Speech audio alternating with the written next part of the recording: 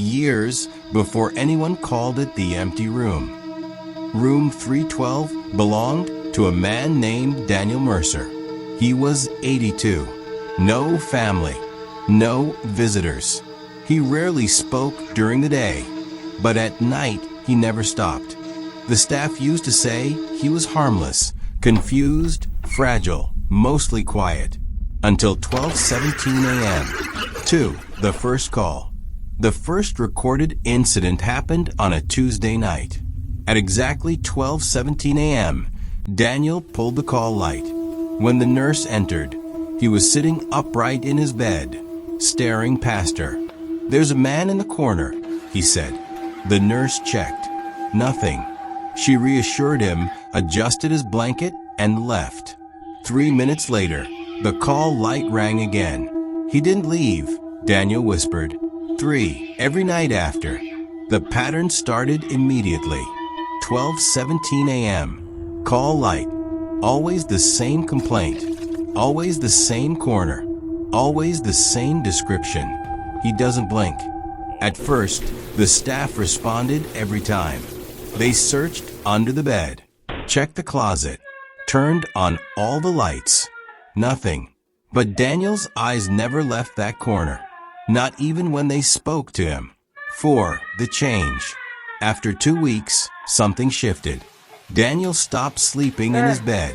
Staff found him sitting in a chair he had dragged to the center of the room, facing the corner. "I need to watch him back," he explained calmly. That was new. Before, he was afraid. Now, he sounded patient. 5. The recordings.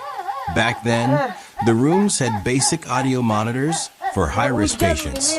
One nurse decided to record Daniel's room during the night. At 12:16 a.m., the audio picked up light static. At 12:17, Daniel's breathing changed. It became shallow. Then he spoke. "He's closer tonight." There was silence for several seconds. Then something else. A second sound. Not a voice. Not movement. Just breathing. Slow. Measured. Not synced with Daniel's. 6. Ignoring it. The staff began to assume it was paranoia.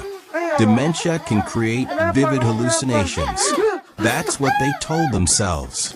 Responding every night was exhausting.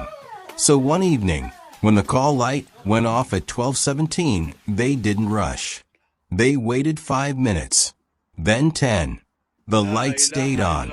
No screaming, no panic, just steady ringing. Finally, a nurse went upstairs. 7. The morning report. Daniel was not in his bed. The chair sat in the center of the room. He was sitting in it, facing the corner. His eyes were open. His expression wasn't fear. It wasn't pain. It looked like understanding.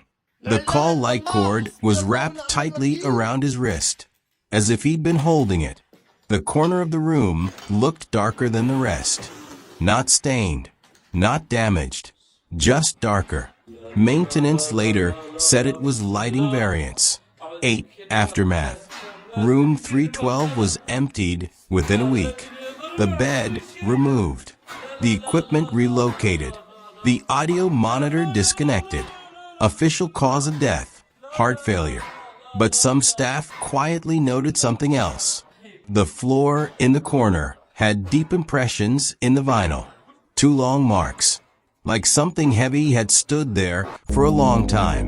9. The incident that wasn't filed. There was one detail that never made it into the report.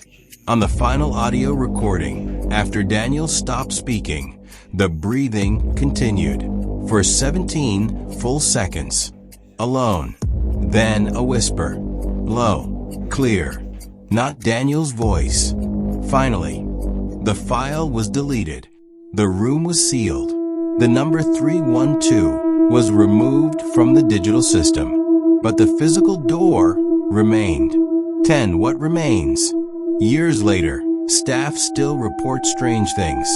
At 12:17 a.m., the temperature near 312 drops several degrees. The hallway lights flicker.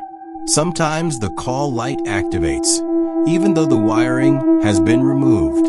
And occasionally, if someone stands in that room long enough and stares at the corner, they begin to feel something behind them. Not touching, not breathing, just standing, waiting, as if it learned something the night Daniel stopped calling for help.